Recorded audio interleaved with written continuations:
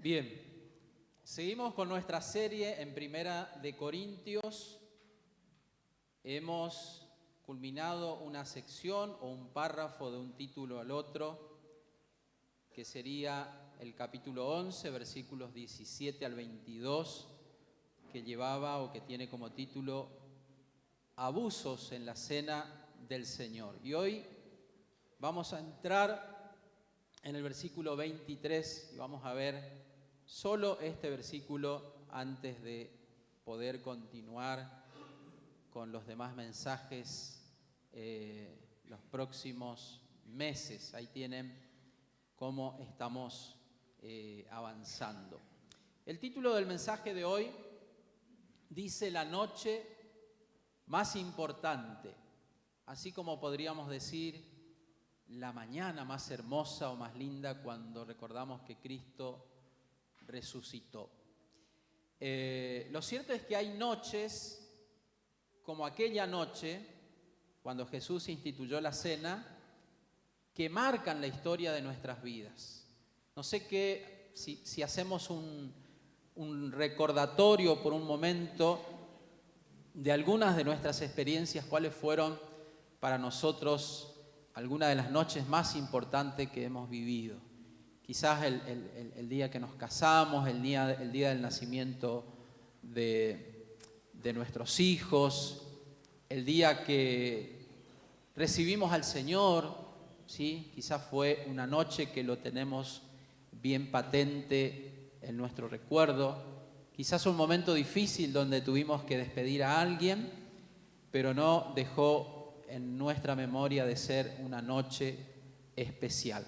Pero esta noche de la que queremos hablar hoy cambió la historia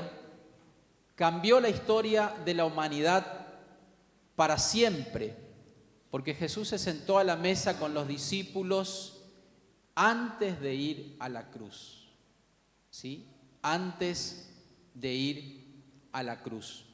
Y no fue una noche común, no fue una noche más, ¿sí? No fue para Jesús una noche donde solamente Él cumpliría con la tradición judía de la Pascua, sino que fue la noche donde Jesús dejaría establecido el significado más profundo del amor, del sacrificio y de la comunión que Él espera que nosotros podamos vivir como iglesia. En esa noche quizás los discípulos pensaban en el pan, en la copa, ¿sí? A veces cuando estamos con los hermanos diáconos que preparan la cena, a veces nosotros siempre hay que pegarle con la fórmula, ¿no? A veces sale muy fuerte, a veces hay días donde yo quiero tomar otra, pero bueno, no me deja, no se puede, sale lindo, ¿no? A veces el pan está bien blandito, a veces si no lo guardamos acá en la heladera para la noche queda duro y así, bueno. Detalles propiamente del pan y del vino, como a veces solemos decir, que queremos enfocarnos que salga bien y a veces sale bien y a veces no sale bien. Transportándonos aquella noche, cuando Jesús se reúne con los discípulos, quizás los discípulos estaban pensando en eso. ¿Cómo va a estar el pan? ¿Cómo va a estar el vino? ¿Cuánto pan tendremos? Pero a diferencia de Jesús estaba pensando mucho más allá. Él estaba pensando en la cruz, en la salvación de la humanidad, y estaba pensando que le quedaba poco tiempo para poder entregar su vida por nosotros. Por eso es una noche muy especial y vamos a reflexionar en eso, transportándonos un poquito a aquella noche. En primer lugar, fue una noche de institución. El versículo 23, que es el pasaje que tenemos para hoy, en 1 Corintios 11 dice: porque yo recibí del Señor lo que también os he enseñado, que el Señor Jesús, la noche que fue entregado, tomó pan. Ese es el pasaje para hoy y no queremos cruzar la línea porque los demás pasajes corresponden después a los mensajes que siguen. Hermanos, es un pasaje muy conocido, prácticamente desde que conocemos al Señor, aún antes de bautizarnos, cada vez que se sirve la cena o que usamos este pasaje o cuando lo leímos en nuestra casa. Es un pasaje que lo hemos escuchado muchísimas veces, pero hoy queremos pararnos aquí en este versículo 23, detenernos un poquito. No digo que vamos a hacer una exégesis porque nos llevaría mucho más tiempo y podríamos profundizar mucho más, pero nos detenemos un poquito en este versículo 23, por ejemplo, para remarcar la frase que dice: porque yo recibí del Señor lo que también os he enseñado.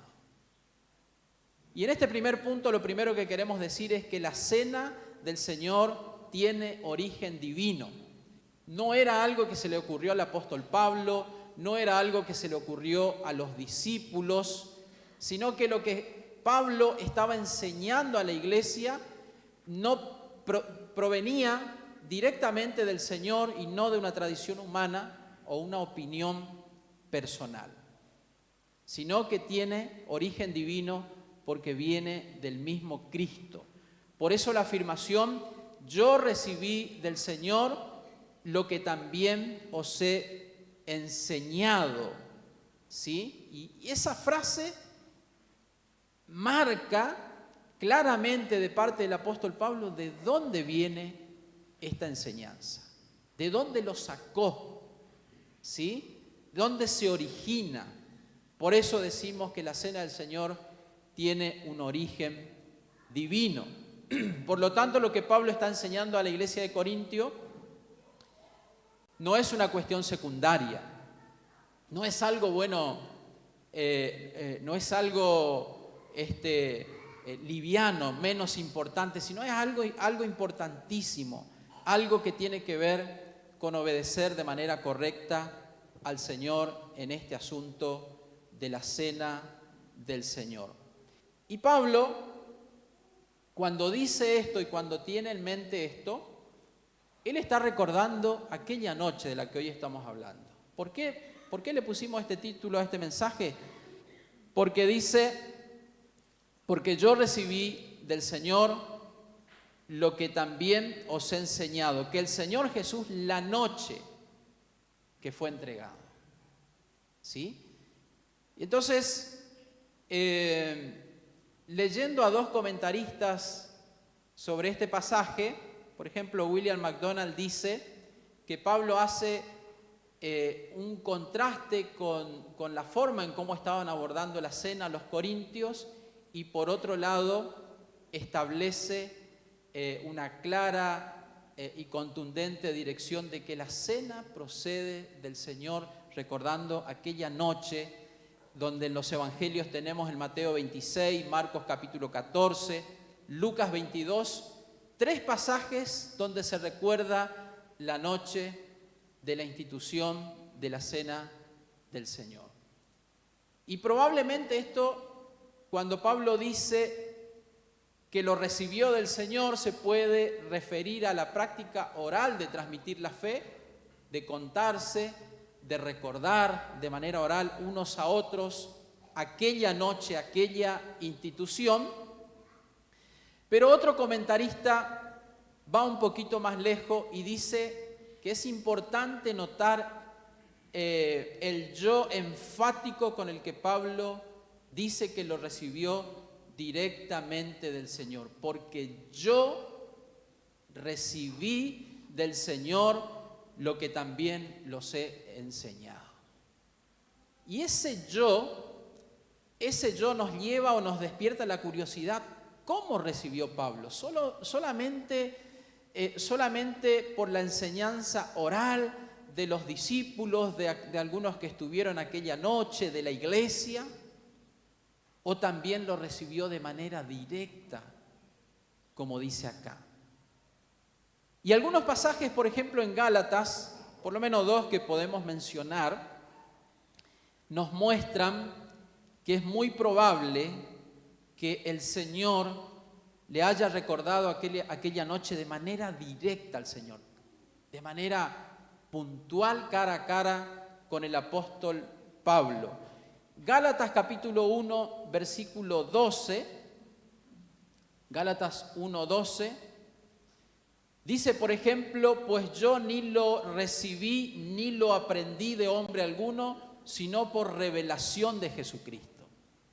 Solamente para dejar en claro que hay cosas que Pablo lo recibió de manera directa, por revelación de parte de Dios.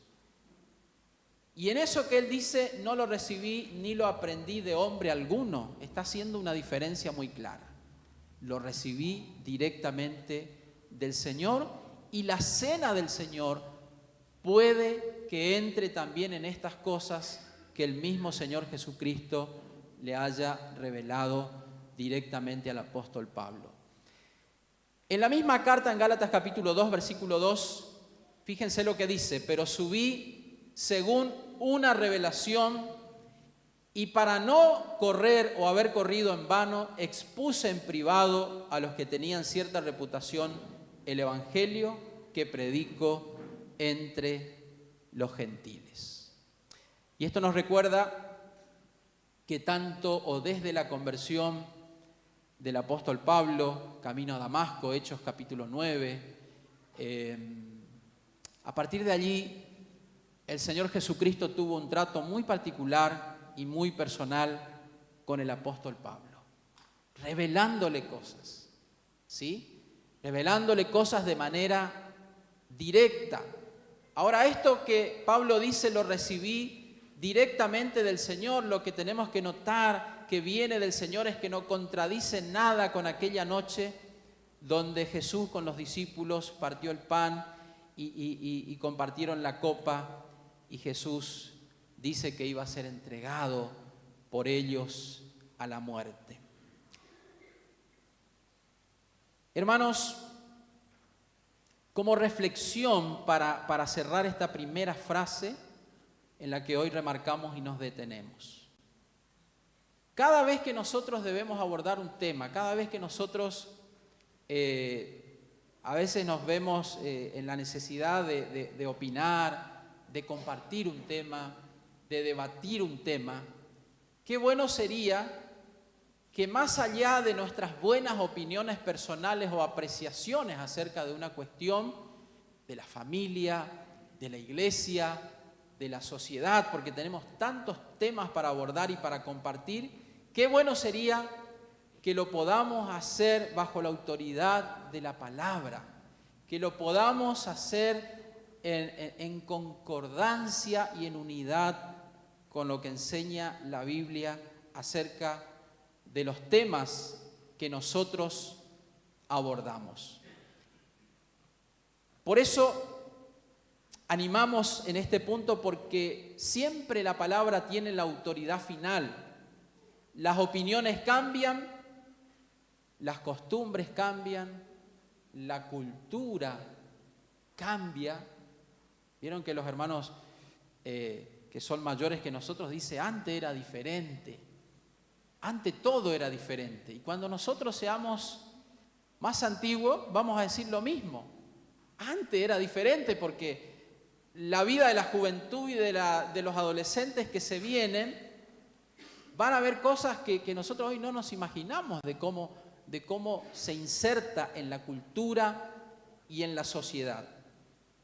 Pero la palabra de Dios, dice Mateo 24:35, cielos y tierra pasarán, pero mi palabra permanece para siempre. Es inamovible, no se mueve y no cambia de opinión cuando la sociedad, cuando la cultura y cuando nosotros a veces nos movemos en una opinión, pero la palabra de Dios no cambia.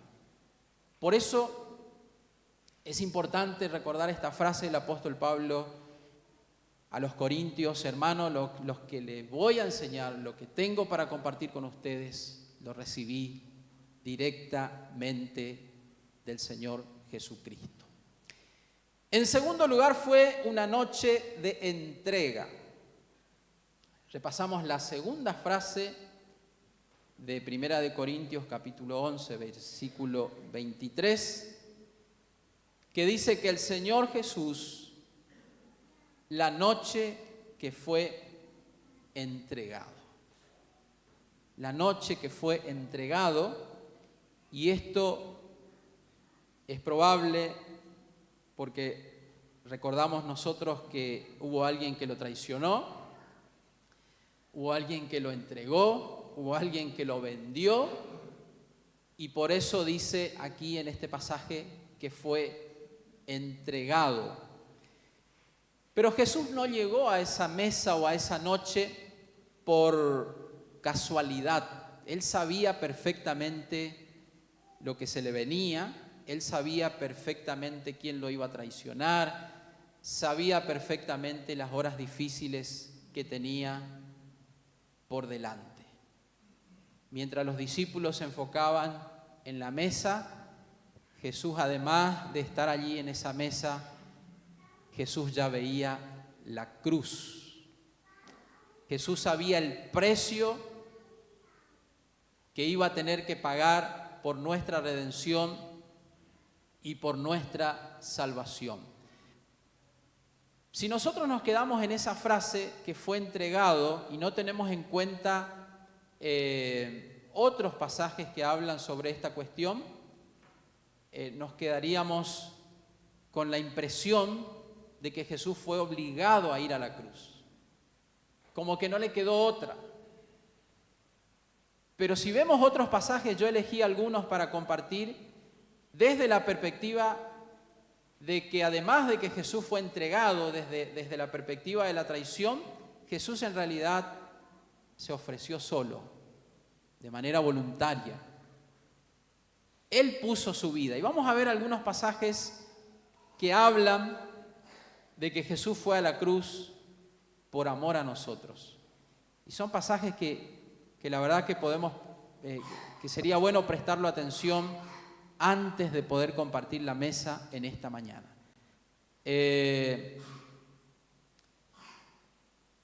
Juan capítulo 10, versículos 17 y 18. Por eso me ama el Padre, porque yo pongo mi vida para volverla a tomar. Nadie me la quita, sino que yo de mí mismo la pongo.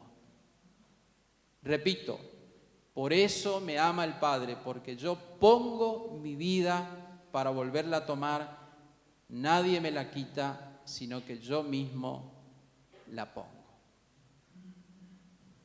Nadie lo obligó. Jesús fue a la cruz y este pasaje, él mismo dice, yo pongo mi vida. ¿No? Es una frase que por ahí lo usamos, bueno, ¿cuánto pones vos? Yo pongo tanto.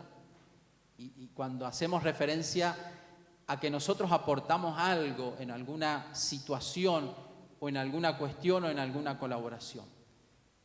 Aquí Jesús usa esta frase para decir, yo pongo mi vida. Sin reservas, sin condiciones, como dice una canción, sino su propia vida y de manera completa.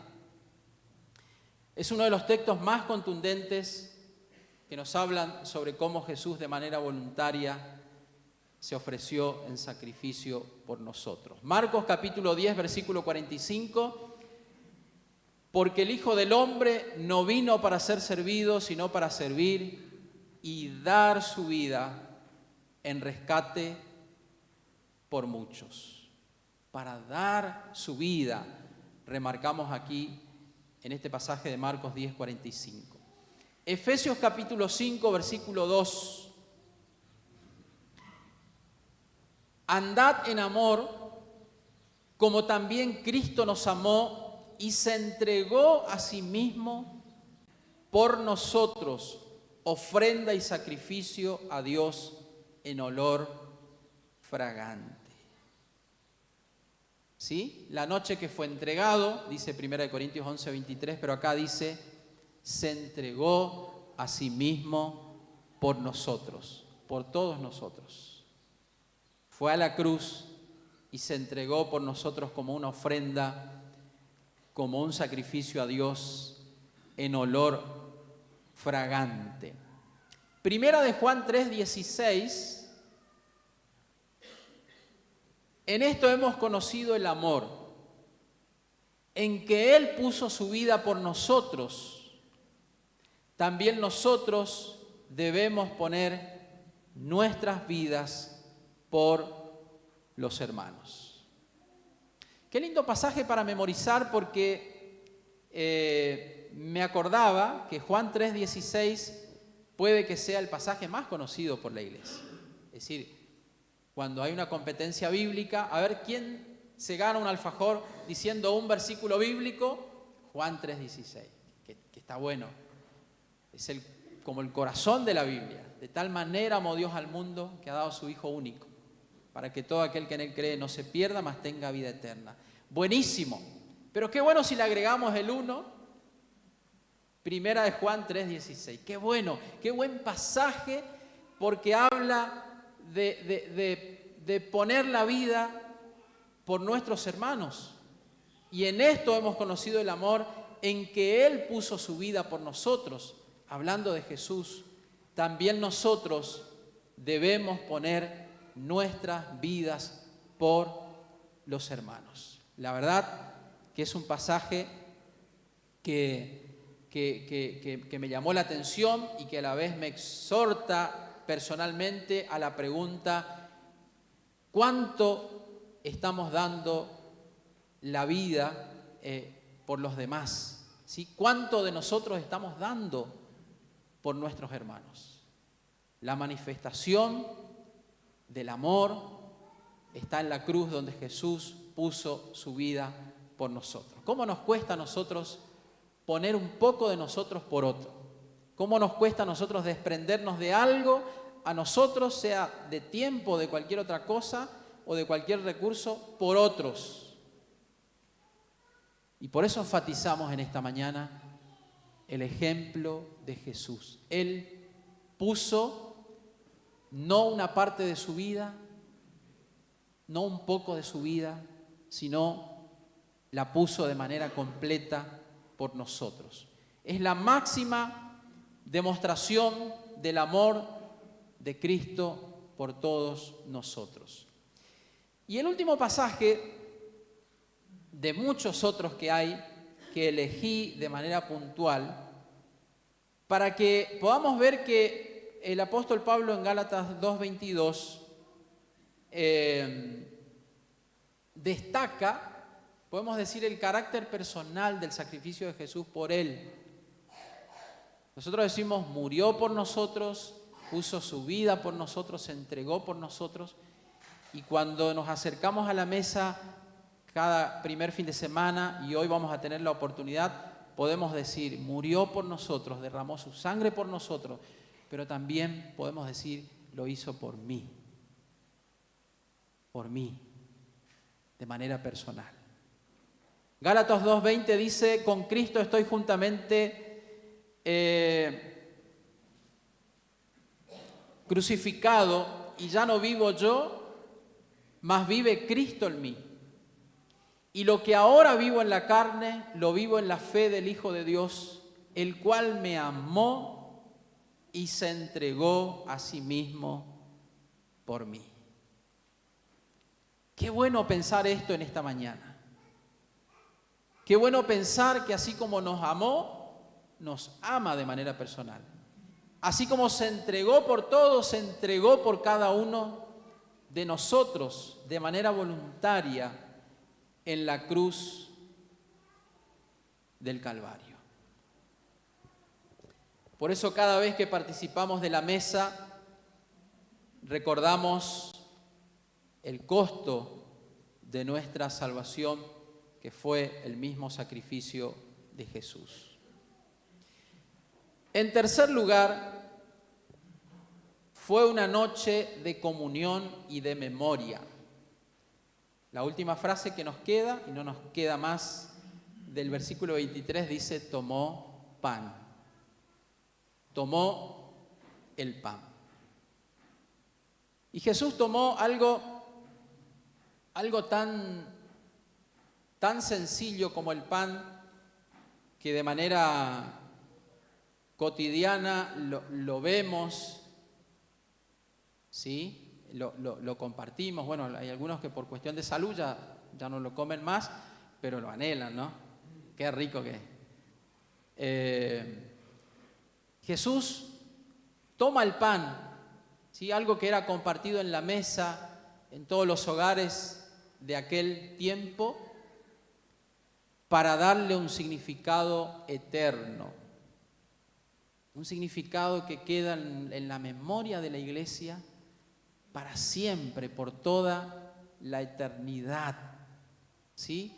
El pan, algo que era habitual y con el cual también se recordaba la Pascua. Sin embargo, aquella noche Jesús le dio un significado nuevo. Hasta aquella noche, hasta ese momento, se recordaba el Cordero de la Pascua que fue sacrificado en el contexto de la liberación del pueblo de Dios allá de Egipto. Pero Jesús le da un significado completamente nuevo. Ya no solo ellos podrían recordar que fueron liberados de Egipto, sino a partir de ahora se recordaría que Jesús fue a la cruz, fue entregado por todos nosotros. Así que, hermanos, Dios suele usar cosas sencillas para comunicar verdades profundas. Verdades profundas. Jesús convirtió, podemos decir, el pan de una señal visible para enseñar la gracia invisible que no la podemos ver, pero que llegó a nuestras vidas por medio de la fe. Además, Jesús dejó a la iglesia una memoria permanente. La cena del Señor no fue instituida solamente para aquella noche, sino que se iba a practicar de generación en generación, como nosotros lo estamos haciendo hoy para recordar el sacrificio de Jesús. La memoria es fundamental para la vida espiritual. Cuando olvidamos lo que Cristo hizo, corremos el riesgo de volvernos rutinarios, indiferentes o también el peligro de la autosuficiencia. Por eso es importantísimo no olvidarnos. Por eso es importante estar cada domingo en este lugar, pero estar también cuando compartimos la mesa, como lo hacemos hoy a la mañana, como se va a hacer hoy a la noche en el culto también, para no olvidar lo que Jesús hizo por nosotros. Lucas capítulo 22, versículo 19 dice: haced esto en memoria de mí. Haced esto en memoria de mí, recordando aquella noche cuando Jesús celebró la mesa con los discípulos. La cena es mucho más que recordar un acontecimiento histórico, es recordar a una persona que se llama Jesucristo, que murió por nosotros en la cruz. Y hermanos, Jesús nos llama a nosotros a vivir en comunión. El pan tiene un significado muy especial. El pan es algo que se comparte, ¿no? Es algo que se comparte. A mí me pasa de manera personal que por supuesto hay que lavarse bien las manos, pero vieron como que no es lo mismo partir el pan con nuestras manos y convidarle a alguien. Bueno, generalmente tenemos que hacerlo más si tenemos visitas, si tenemos otras personas en nuestra casa, lo hacemos con el cuchillito, hacemos las rodajas del pan. Pero el pan es un símbolo que se comparte, sea que se corte con cuchillo, con la misma mano. Es un símbolo donde Jesús nos dejó un mensaje claro de que nosotros como pueblo, nosotros como iglesia, debemos relacionarnos, debemos tener comunión, debemos compartir. Pero no solo la mesa, no solo el domingo, no solo el primer domingo, sino compartir todo y lo más que podemos con nuestros hermanos. Jesús en aquella noche estuvo pensando en eso. yo voy a poner mi vida, yo voy a entregar mi vida, y lo hizo para que nosotros podamos también disfrutar de la comunión.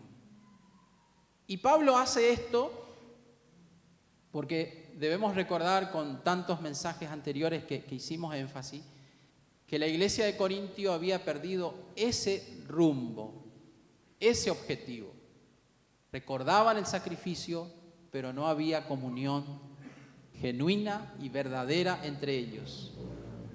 Algunos estaban por un lado, otros por otro, otros se apuraban, no esperaban a los demás, no compartían con los que no tenían, con los más pobres, dice. Se perdió la comunión entre ellos. Y si bien quiero pensar en esta mañana lo importante que es, pero muchas veces nosotros le damos más importancia al primer domingo, ¿sí? Suele pasar, acá no pasa, pero en otras iglesias, que hay hermanos que van solo el primer domingo, porque está la cena del Señor. Vuelvo a repetir, acá no pasa y yo no controlo, así que si a alguien le pasa, bueno, le tocó hoy nomás, así de una. Solo el primer domingo. Y ese primer domingo comparte el pan, pero el pan del símbolo. Pero el pan también representa a Cristo, el pan representa también la comunión, representa el compartir con los demás la vida de Cristo. Entonces yo quiero animarles para que podamos partir el pan cada vez más. Es decir, hoy domingo nosotros, al estar en el culto, por eso animamos a que nos saludemos, por eso animamos a que podamos, es inaceptable venir sobre la hora al culto y antes que termine irnos, porque no compartimos el pan. No estamos, es decir, compartiendo con nuestros hermanos. No lo hacemos. Y eso está mal. Compartir la mesa es decir, Señor, nosotros estamos en comunión con nuestros hermanos, y esa comunión de la cual disfrutamos, ese amor del cual compartimos, nos recuerda que pusiste tu vida y la diste por nosotros. Cada vez que nosotros venimos y participamos de una reunión, quizás no sea el domingo, sea el lunes en una célula, estamos compartiendo el pan. Venimos el martes que hay vóley acá, capaz no jugamos al vóley, pero venimos y nos damos una vuelta, compartimos el pan. Venimos el miércoles a la reunión de oración, compartimos el pan. Los hermanos que vienen los jueves a ensayar para los domingos están compartiendo el pan. Los viernes, cuando los adolescentes se juntan y hay algunas otras actividades ministeriales, están compartiendo el pan. Este viernes tuvimos reunión de acción comunitaria y compartimos unos chocolates que nos trajo Jorge de Bariloche. Pero estuvimos compartiendo el chocolate, pero también estuvimos compartiendo el pan. Los sábados, cuando venimos a la escuela bíblica, estamos compartiendo el pan. Los sábados, cuando hay comunumo, los jóvenes están compartiendo el pan. Los domingos compartimos el último pan. Miren, me salió redondita la ilustración. Pero fíjense, si solo lo hacemos los domingos, estamos compartiendo solo una parte. Fíjense de cuántas maneras. Cuando ustedes visitan a algún hermano, están compartiendo el pan, la vida de Cristo. Jesús dijo, yo soy el pan de vida. Y eso debemos hacer además de compartir la mesa del Señor. Tenemos que estar en comunión. Siempre le pido a los hermanos que sirven, que están encargados, que me avisen quiénes van a servir la cena. Y yo soy bastante hincha con eso, y los hermanos cumplen en preguntarme, porque lo que no quiero es que les sirva a alguien que no viene nunca, o que viene una vez por mes. No sería un ejemplo para nosotros. ¿Se entiende o no? Entonces los que sirven la cena, hoy se van a ver con una presión acá los que están, tienen que estar en comunión. Tenemos que vernos. Tienen que frecuentar la iglesia, tienen que estar en comunión, compartir la vida de la iglesia. Porque entonces el pan se vuelve más lindo, más rico, porque además de celebrar la cena, nosotros estamos compartiendo también la comunión como iglesia y la comunión unos con otros. Así que en esta mañana termina este pasaje diciendo: Jesús tomó el pan. Quiero animarles para que en esta mañana nosotros nos acerquemos a la mesa con reverencia, con gratitud, con adoración, con alegría, pero también con comunión. Estuve pensando, en algún momento lo vamos a aplicar, algún domingo de la cena. Nosotros siempre tenemos una misma estructura, una misma forma de compartir la mesa y no está mal, pero quizás un primer domingo podamos hacerlo diferente. Podamos tomar el pan y la copa y agruparnos de a dos, de a tres, romper las sillas, sacar. Algunos, si está lindo, se van al patio y comparten ahí y oran unos por otros y se preguntan cómo están y cómo andan. Religiosamente sería algo que está mal, por la estructura que tenemos en nuestra mente de cómo lo hacemos siempre. Pero si vamos a lo que realmente el Señor quiere lograr con esto, qué bueno sería. Y después volvemos todos y cantamos un himno y nos vamos a nuestra casa con una experiencia diferente, de comunión diferente. Lo podríamos hacer un día, ¿no? Lo podríamos hacer. Romperíamos los libros de un domingo de la Cena del Señor, pero compartiríamos más comunión.